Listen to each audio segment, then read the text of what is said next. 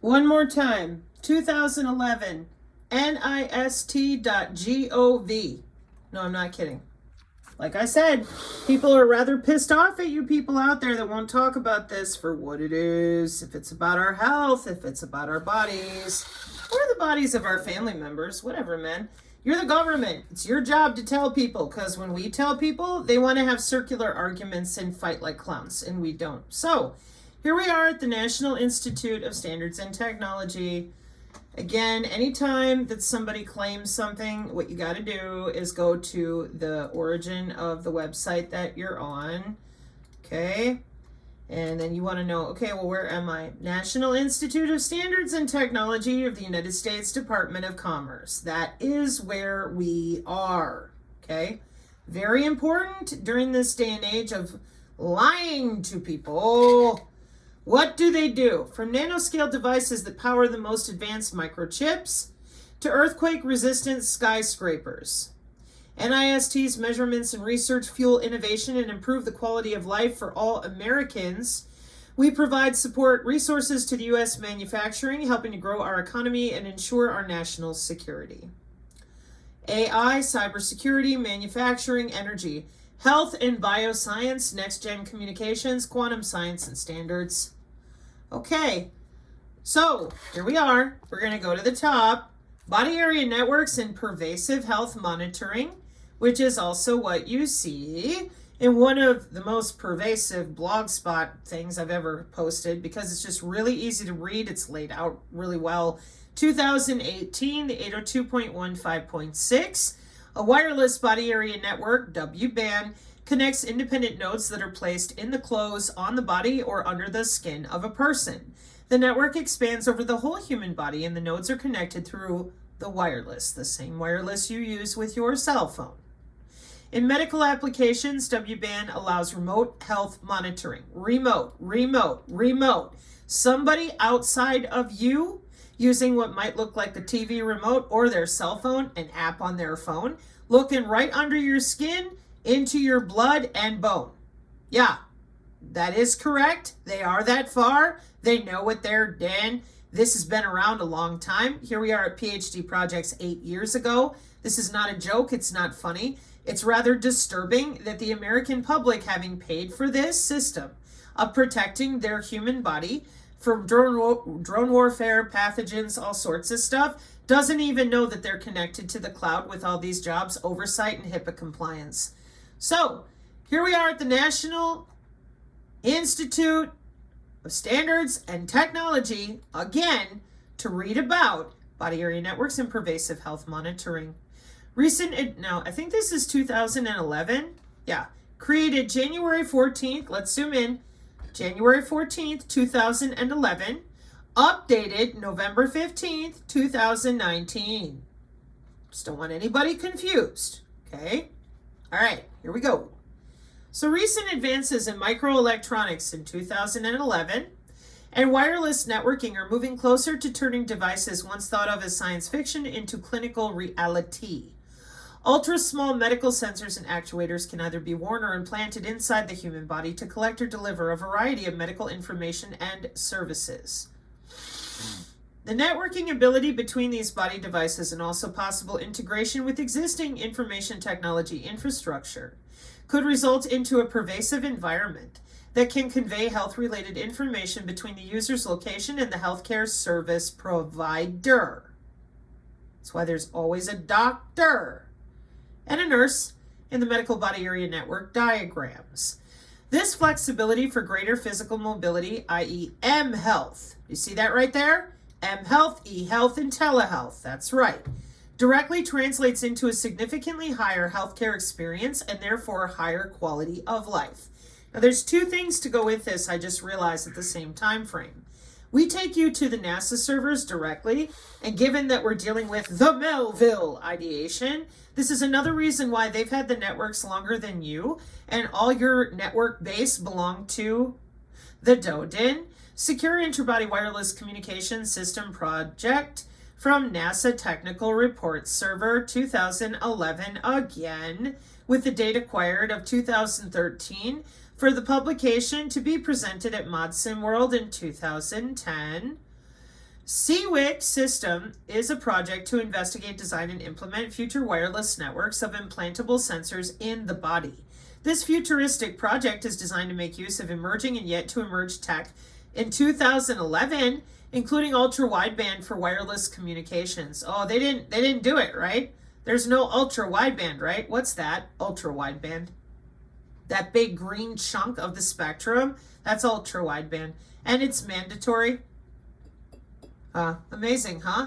When you let people just go to work, and when you find out about it, well, it's future. It's emerging forever, clearly. Ultra wideband for wireless communication, smart implantable sensors, ultra low power networking protocols, that's 802.15.4 intra-body area networking, security and privacy for bandwidth and power deficient devices and quantum computing.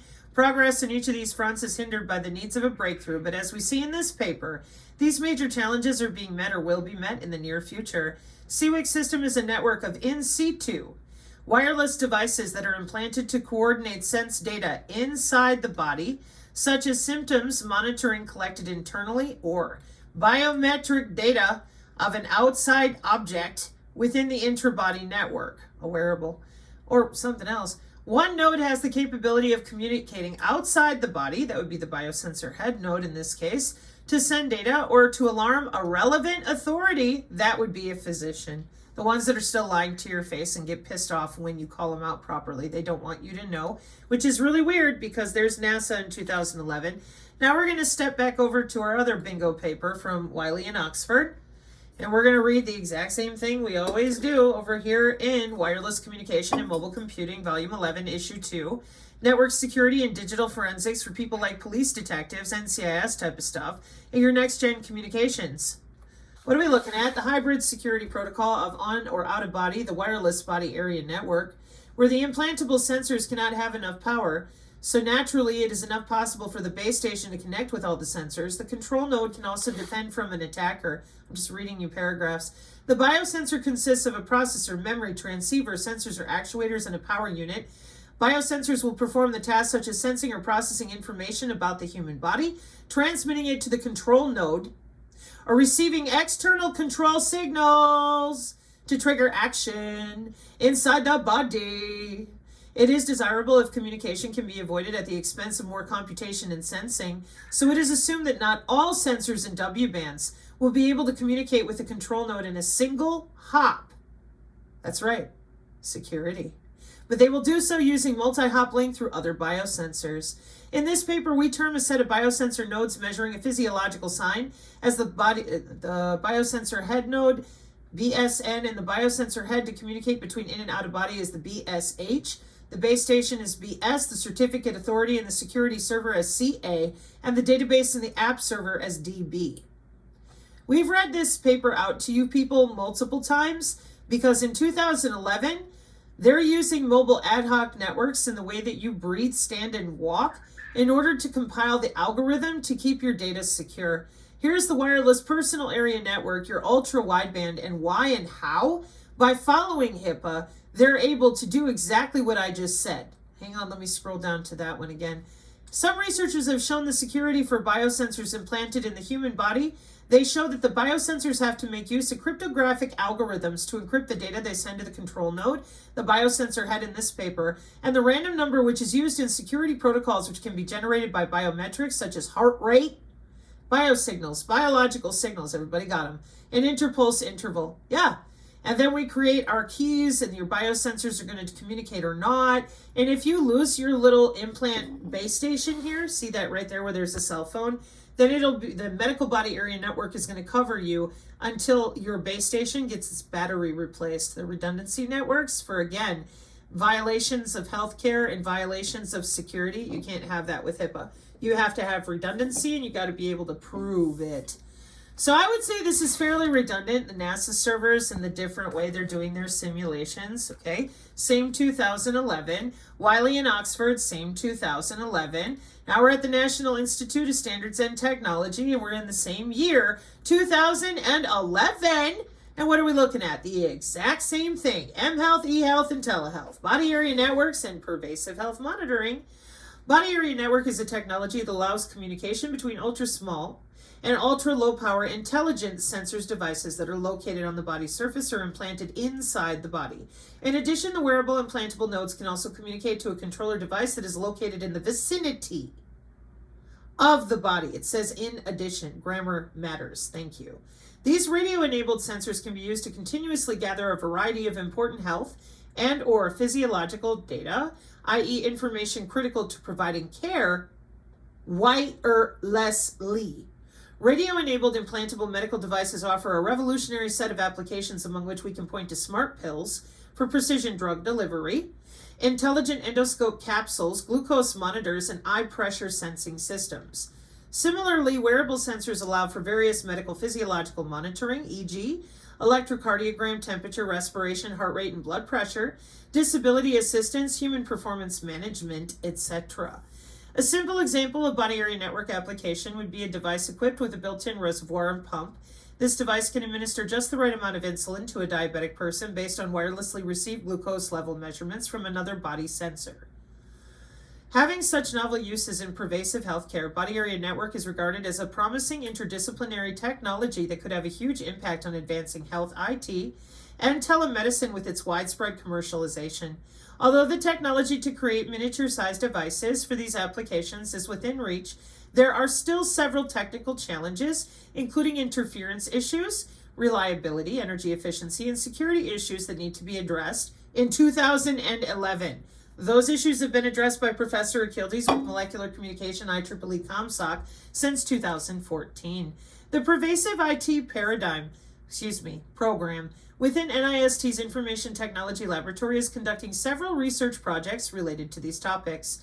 Radio frequency propagation from wearable and implantable medical sensors, modeling and characterization of harvestable kinetic energy for wearable medical sensors, interference analysis and mitigation for body area networks, smart autonomous sensors and environments, body area networks and pervasive health monitoring fact sheet. Okay.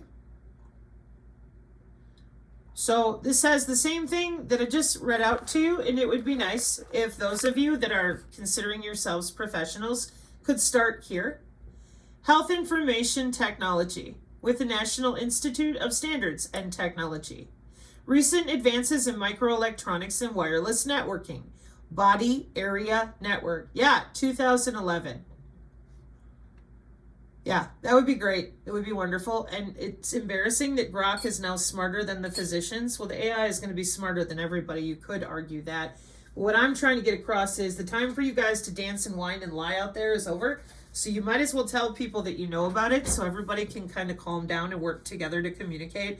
Because so far you guys have been a massive pain in the ass, lying to people, yelling at people, leaving horrible comments for people, when in reality you're required by law to know about these things. And we've tried everything that we know how because we're trying to help people communicate as parents and children. And you guys are still, I don't know, just acting really weird.